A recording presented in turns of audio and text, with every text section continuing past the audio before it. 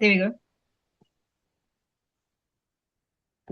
Good morning. And Morning, Martin. How are you? we're off to a good I start. hope you're well.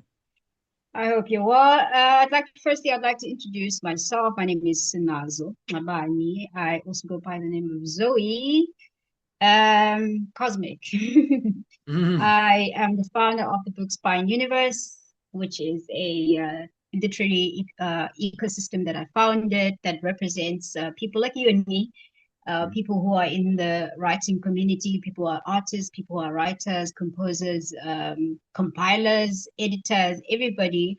It's a book spine because the spine holds everything, right? It Mhm. holds the entire book. So the Yeah. spine holds all everybody else, the authors, the illustrators, the publishers, everybody, because I work hand in hand with everyone across the spectrum when it comes to the book.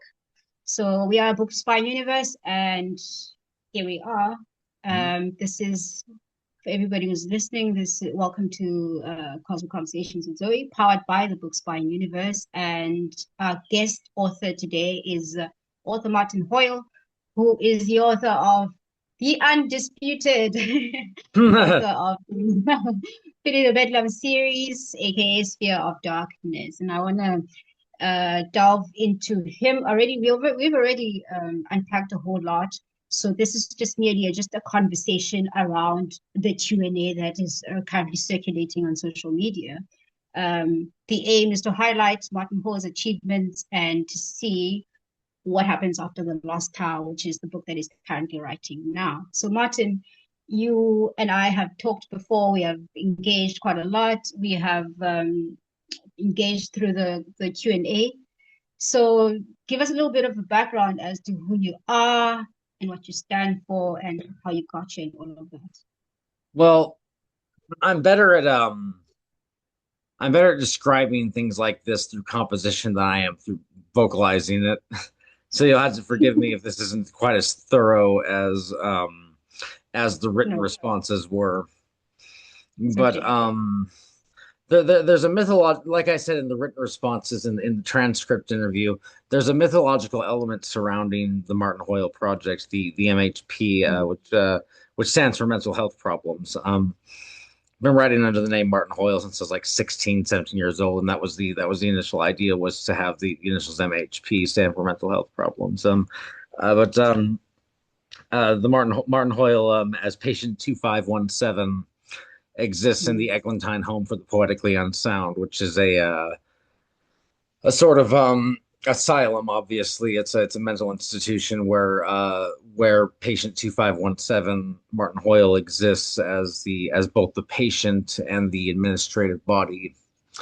Um, the artwork is what you would consider emotional evidence, whether it's the written word, the musical side of things, or the visual media.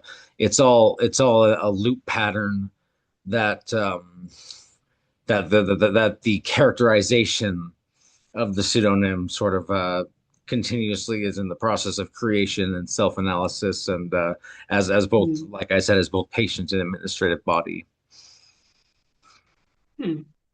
That is profoundly interesting. And when you answered that question in the Q&A, it was very broad, much broader. So I Yeah, it was didn't much broader. Yeah, like I said, I'm not Mm, as good mm. vocally as I No, I am. understood it when you wrote it. I was like, what? I didn't know it went this far. Secondly, I just want to talk about further in the Martin Hoyle project. What uh, what what are your endeavors for that project specifically, and what can people benefit from that?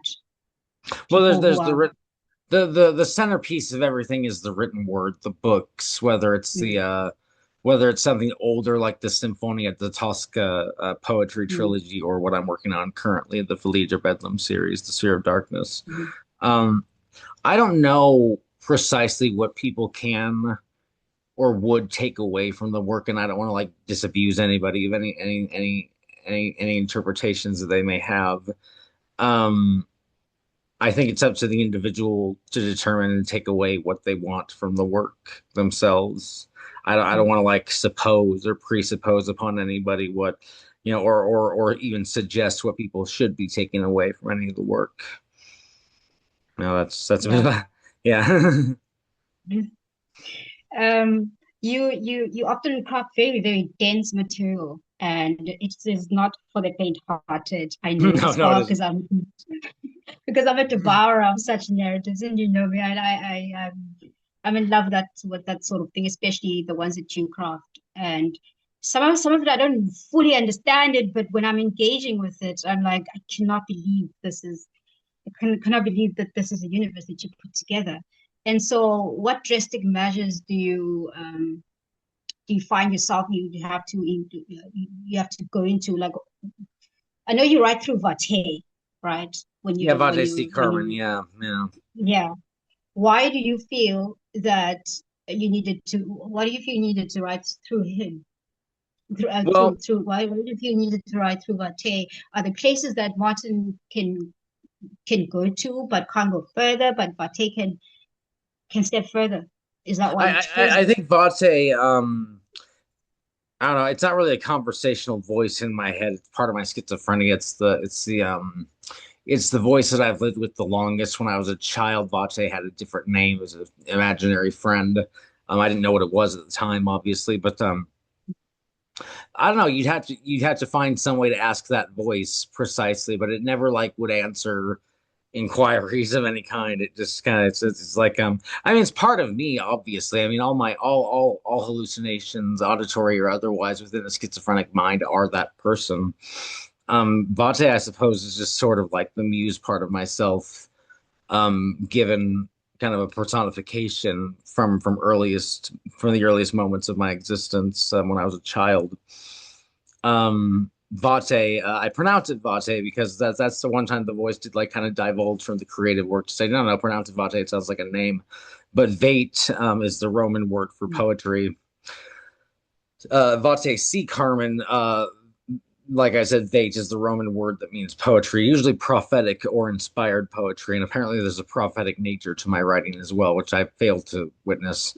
But Very true. C, the K, C stands for Cato, which is canto, Mhm. as in canticle without the N, and Cato means all knowing.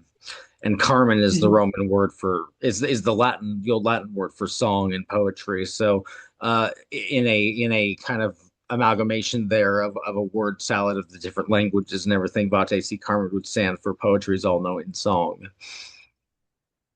Hmm. Interesting. Yeah. And my next question would be, none of it is scripted actually. Sorry. My next question for you would be, you write from the depth of, what's the word? You write from a place that most people aren't familiar with, and Mm. that is a place in psychological, from a psychological point of view. How important is it to delve deep into yourself as an author and to be as honest as possible? How important is that, and how does it translate to your work at the end of the day, to the books that you produce, to the to the illustrations, to your entire artistry, basically, to extending to composition and all of that? How important is that honesty and vulnerability to you? That's a really difficult question to answer because it wasn't until I was in like the second or third volume of the final piece in the series, The Lost Tower, that I began to realize, wow, this is really psychologically dense material. Mm, it is. It just all came so naturally to me, which is actually kind of frightening how deeply and how profoundly I understand psychological theorem and practices and ideas and concepts because Mm, I never studied any of it. I've never opened a psychological or psychiatric textbook, for example. I never took Psych 101. I in fact dropped out of community college, if you can believe it. oh, And it's and it's the same thing with other subjects that are covered throughout the series, like whether it's the dense philosophical ideas and concepts or the poetics of it all and everything. None of that was ever anything that I really studied in any manner. And I've always had a very profound, dense, and extremely deep understanding of those topics and concepts and ideas and constructs and mm, everything. And like I said, it wasn't until like volume two or volume three of The Lost Tower, which is told across four volumes, that I even came to terms with the fact of, wow, I actually understand this stuff. So I really don't have a straightforward, thorough answer for that inquiry because it all just came so naturally throughout the entire series, Wow. which again is kind Um, of frightening. To me it, personally, it's, anyway. it kind of feels like the series wrote itself all the way through, and all these things that you planned, it kind of went way beyond that. That's how It I went feel way, about yeah, you. it went You way went beyond. beyond your expectations. Yeah, and there's apparently a liturgical, theological element to everything, which I do recognize with like the sphere of darkness itself in the hands of Elton and Yeah. everything. But the prophetic nature of the writing that people claim exists and the theological elements. I've never read any theological Really? text before, for example, beyond something like Milton's Paradise Lost or Dante's Divine Comedy. I've never read any scripture or any of those things. So it's just all comes has come so naturally. And again, that's stuff that actually frightens me that I'm actually able to do that so thoroughly and so accurately and so quote unquote brilliantly without any education on any of those matters. Hmm. My next question would be for you, or it's not a question, basically. It would be a question. It's just, I know that you're you're you're a fan of the Bronte sisters, and tell What's us a that? little bit about them. The Bronte sisters. I know that you're a fan of that, and tell us a little bit about that. How have About they influenced about whom? the Bronte sisters? Oh, the Bronte sisters. Yes. Yeah. Yeah, I've read I read Jane Eyre and I was really, really, really impressed with it. Is the one out of those three books, Wuthering Heights, Jane Eyre, and I can't remember what the third sister's book was, but Jane Eyre really, really just thoroughly impressed me, especially the wife locked in the attic kind of thing, and she was insane and Yeah. everything. Just really was impressive. But like I didn't. Whenever I read books, and I haven't read anything other than my own material in a few years now, and that's the one thing that like I was not prepared for was just how much I'd be reading my own material, excuse me, versus the ability to read other people's work. But the Bronte sisters, that was a few years back that I dived into those three books. In fact, my copy of Wuthering Heights is just over there on one of my shelves. I can see it right now. But but Jane Eyre, that one just, but whenever I read books or anything, I'm not looking for like symbolism, psychological elements, or any of that stuff. I just consume the story, and I think my Mm. mind is operating and analyzing and constructing. This means that, this, that, and the other in a way that I'm not fully conscious of whenever I read any work of literature. Um, it's Carl Jung, right? I Carl know Jung, yeah, he's I've never read any Tom Carl Young Jung. is one of Never the read. inspirations. I follow the YouTube videos quite a lot, and I find it quite profound, really. His understanding of the psyche and how he explains it, and how important is one's understanding of self and sitting Oh, with yourself and confronting your own shadows. How important is that? Because Carl that's Jung well, encourages that quite a lot in his work, and I've gone through his work, and I found that he really truly does encourage that sort of thing. And for me, I found that there's a dark side of me. I mean, I'm a creative. It's highly common that we're wired like that. I'm not saying every creative has to have this dark side of them, or should have gone through they all have possibly gone through some kind of darkness in their lives. That's because most of us started their creativity from there. Most of us, our creativity stems from that element of darkness. But how important is it for one to sit with themselves and to understand the human behavior uh, when it comes to darkness and all these things that we encounter? well, How important do you think it is to sit with yourself, basically? I think In it's the, in just the most un, not just in from an how artist. Sorry.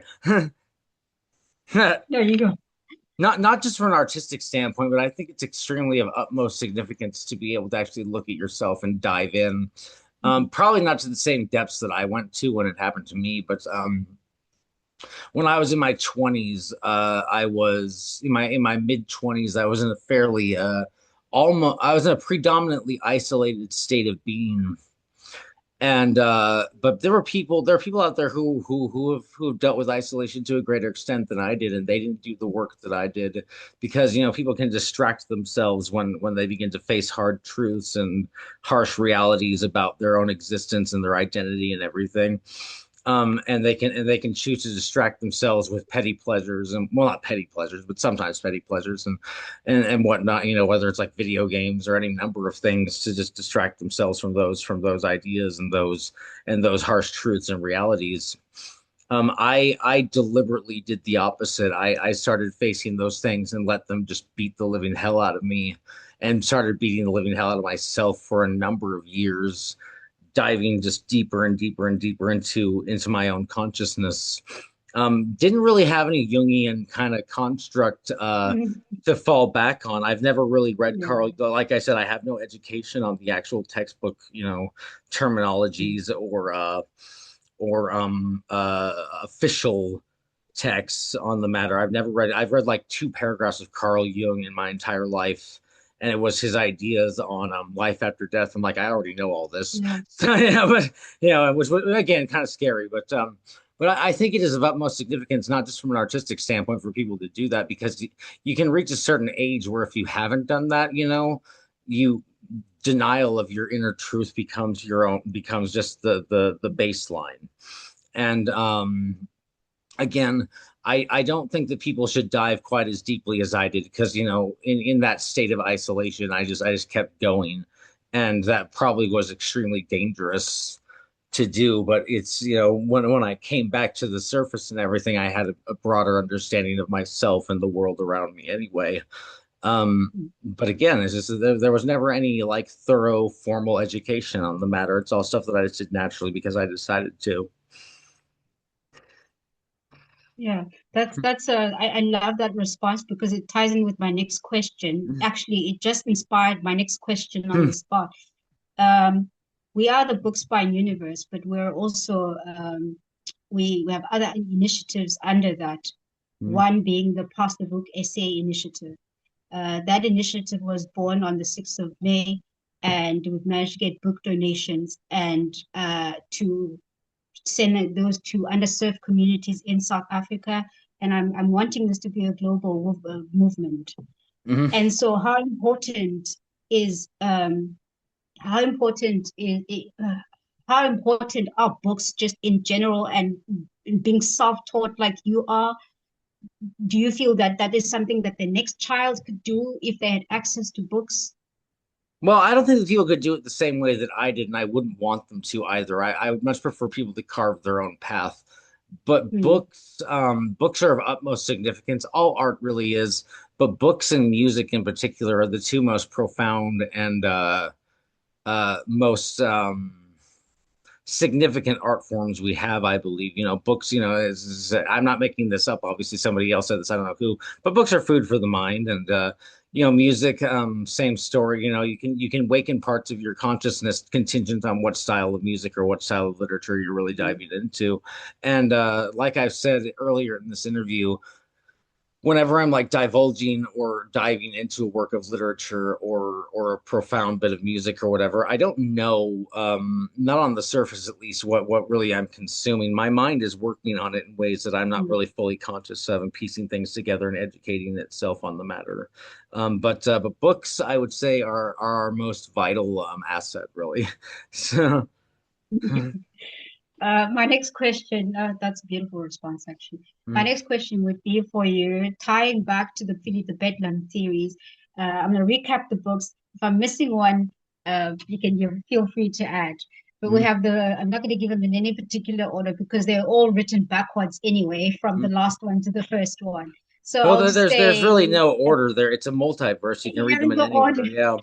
Um, Um, So Iverson's son voices an American Brother of Death, which I gladly consumed when you hmm. sent it to me. And What's the other? Oh, well, you're currently working on the Lost Tower. Basically, if I'm missing any book, you're welcome Well, to add that there. I'll just list them. It's an Ibis and the Sun, Brothers of Death, now pluralized. Focus on Okay. Amarum is book three. Agia Miseria, The Day Death Rested, Kingdom of Sorrows, and then the four volumes of the Lost Tower. So Yeah. I'm going to ask you a very unfair question. Um, which do you think of that? It's like asking your mother or father who their favorite kid is. But which was your favorite to write, and which one was your favorite to write, and which one was most taxing, emotionally, psychologically, and creatively taxing? Which Uh, one was it? I don't know. all under the same umbrella, easy question to answer. Book five, The Day Death Rested, was the most taxing, the most profound, the most poetic, the most, I suppose, prophetic in nature, and it's also just my favorite in the entire series. I really care a lot about The Day Death Rested. No. That's amazing. Apparently readers are more inclined to the follow up Kingdom of Sorrows, with like the Agent Yeah. Nine and characters like that, but yeah, Agent Nine was my best antagonist, even better than the final incarnation of Mazarin in the Lost Tower. I feel Agent Nine was just a Yeah. cruel, evil person, but the Day Death Rested will always have an extremely special place in my heart because the way that I composed that one was going back over what could be considered my education over the years with my father as an abstract Yeah. painter, illustrator, and very abstract thinker. The way that I presented that book was, not only was it epic poetry presented in paragraph rather than in stanza form, it was meant to read like a museum exhibit because it's very densely and richly detailed. And that one took me 6 or 7 months, about a year to write The Day Death Rested because every paragraph was a poem, and it was an extreme challenge. But if I could go back over and do it all again, I wouldn't change a thing. Lovely. But which then that ties into my next question. My next question would, you just mentioned my favorite, my one of my favorite characters, which is Agent Nine. I'm gonna ask you this question. It's in the Q&A that's currently floating around social media, but I'm gonna ask you just to have this on record on this video. If Agent Nine was to sit amongst between in the setting between you and I in this Cosmic Conversations with Zoe, what do you think he would most likely to ask his creator? You would want to know. In his voice. I In want to his do the voice. voice. I want to do the voice so bad. I really let's see if I can. Please do. Is it all so familiar, Mr. Hoyle? It's just that voice that I did in the live reads. I don't know where that voice came from. It has kind of like a Hannibal Lecter almost feeling to it. I feel. You did so Agent well. You Nine did was so well. God damn. I think readers like they both loved to hate him, but just loathed him entirely. He was such a special villain, and I He's wish I hard could. to hate. Huh? Absolutely hard to hate. He's hard to hate. He's very, very hard to hate. Oh, You cannot. he's hard to read because he's so fucking sorry. So he's so evil. He's just an evil individual. And then when you find out what he was doing to the other patients in the White Tower later on with the lobotomized kind of shit in there, he's just an evil individual. And it's covered a little bit more in the Lost Tower what the agents are like. In the recent chapters, there's a character called Agent Four, so there's definitely more than one. I mean, you could tell there was more than one Yeah. because of Agent Nine, but like I said in the transcript, I really want to do the voice, but I'm worried I'm going to laugh too hard if I try. But I think he would Do want it. to know why didn't you allow me to face you, Mr. Hoyle? But that's what I think. I think that's what he would want to know is why I never revealed his face. You know? He'd also ask you why you didn't give him a face. And My yeah. why didn't give him face.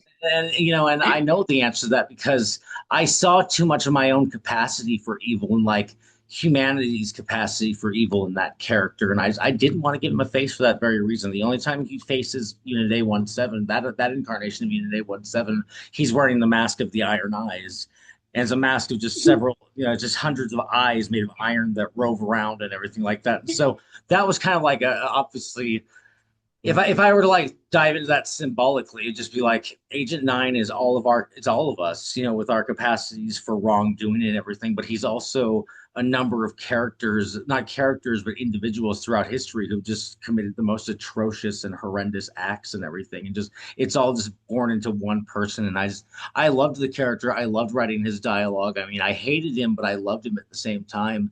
And I think that's the way readers really respond to Agent Nine in Kingdom of Sorrows. It's they like I said, I It's think they love to compatible. hate him. I think he's a weird mixture because it's a character that you love to hate, but you loathe him so much that you just want him gone. And I think that keeps the pages turning. I think that's one of the reasons why Kingdom of Sorrows is, from what I'm led to understand, everybody, it's everyone's favorite in this series because of that character.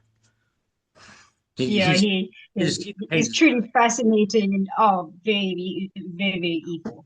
But you fashioned him out of nothing, so I that's did, that yeah, for I me did. I mean, fascinates me. the whole thing was like the PCP organization, the Psychiatric Care Professional Organization, that their faces change and transform, that work from their faces change and transform into your loved ones. That's a schizophrenic construct. Like in moments of crisis, people will be like, "Are you wearing my mother's face?" Yeah, but Agent Nine, I just I love to use it like how Agent Nine would use it as a manipulation tactic kind of thing because he's just that evil. He's just an evil individual. He's just an evil person. So yeah. I think we'll have to borrow a question, a really a profound question, not entirely profound, but like a question that I know you're gonna have a robust answer for. Hmm. We're gonna borrow that from one of our questions, and it's got to do with how you craft psychological narratives and how you craft these psychological architectural universes. I will try to answer that. You answered that one beautifully. I do encourage people to go out and check out that questionnaire. I noticed you screenshot some of these answers because I mean it's a very long interview. So you screenshot all these questions as answers. I'm doing the same on my end just to get the ones that I know. Uh, but such like the way that you answer, that's how I try to craft this question so that you answer as honestly and as detailed as possible. Because I know you're a very detailed individual, you're a very detailed artist. Yeah, but again, it's easier for me to do it in writing than it is for me to do it, as a vocalization, unfortunately. So yeah. So yeah, for me, I really want to commend you on the Filii Bedlam series and all the other Thank works you. that I've come across. Oh wow, I was doing my research on you a while back. Oh, this is Well, like a second one. This is thank like a you. second. It's like it's been like a year and a half since our last. Hmm.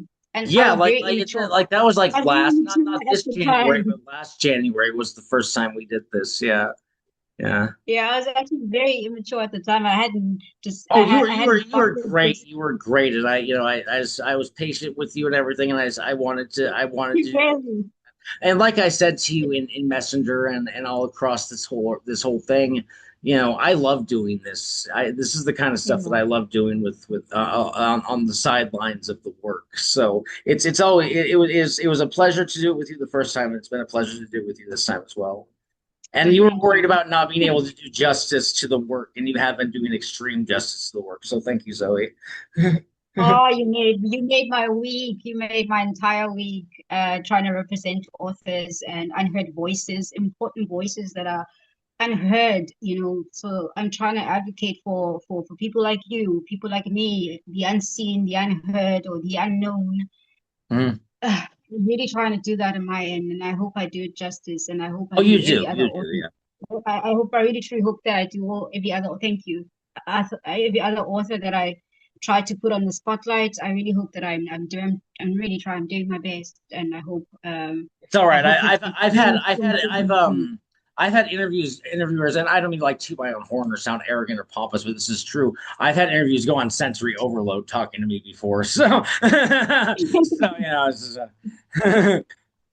So I got a notification that we need to end in the next 10 minutes. My question would be, I think this would be like the final orbit question for author Marten Hoyle of the Filii Bedlam series, my mentor. in many ways. He doesn't know. I watch his videos. I watch him like insanely. Like I watch Marten Hoyle for a living, and so he doesn't You're not know that he alone in mentors that me. apparently. So He doesn't know that he mentors me. But what would you say?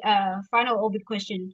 What do you hope readers take away from the Filii Bedlam series and from all the other books that are available out there on Goodreads, on Amazon, and I kind of feel guilty. I don't think this should be a last question, but because I wanted to ask you about your publishing houses, especially Ancient Marionette. Ancient Marionette Yeah. Press. Yeah, Yes. Marie's taken really good care of me and How put do up with a lot you of how do crap.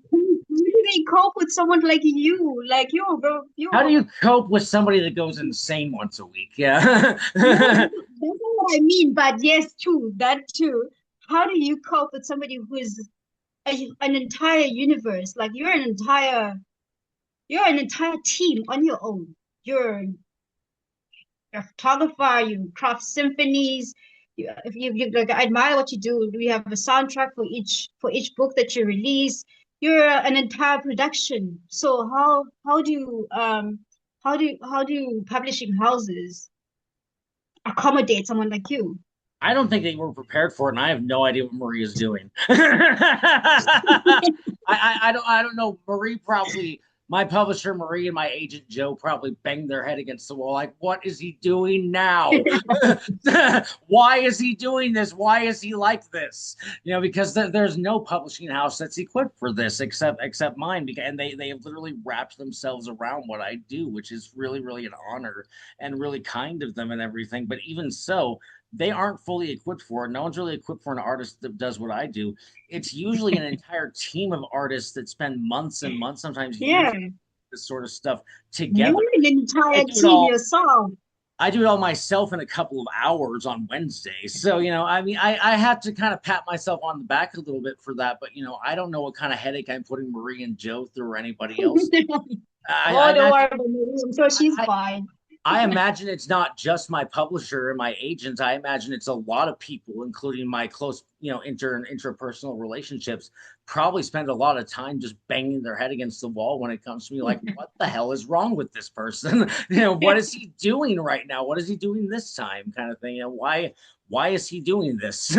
So why is he like this kind of thing? So, I don't, and, but yeah, at the same time, they all just fall, I don't want to say fall in line with it or anything, because they really don't, but they just, people recognize a certain caliber of, again, quote unquote brilliance to it, and they're very thorough and extremely supportive of it. So that's very good. But in reference to your inquiry, there's no publishing house out there that's equipped, really, not even my own. They've had to wrap themselves around the whole thing, and even so they're still ill equipped for someone that creates symphonies and visual media and novels and all that, with the novels and poetry as the nucleus of the whole thing. And again, I just have a feeling that Marie just fucking slams her fucking head against the wall sometimes. What the hell is wrong with this man? So, how do Oh, we Marie. understand him? I Marie's want to know. fantastic. Marie's fantastic.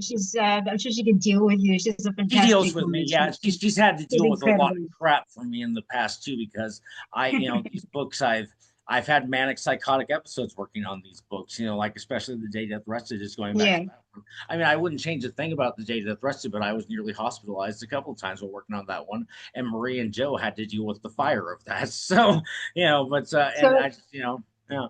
Mhm. shout out to Joe Market Yeah. and your agent and Marie Templeton, yeah, Marie is, Marie. they put together the museum exhibit and everything for Focus on Tomorrow Volume 3 when it came out, kind of as like a Yeah. teaser for the entire series. I like to think they've been very thorough. I'm just extremely Yeah. grateful to Joe and Marie, even though sometimes my mind goes places and blames them for shit that's not real.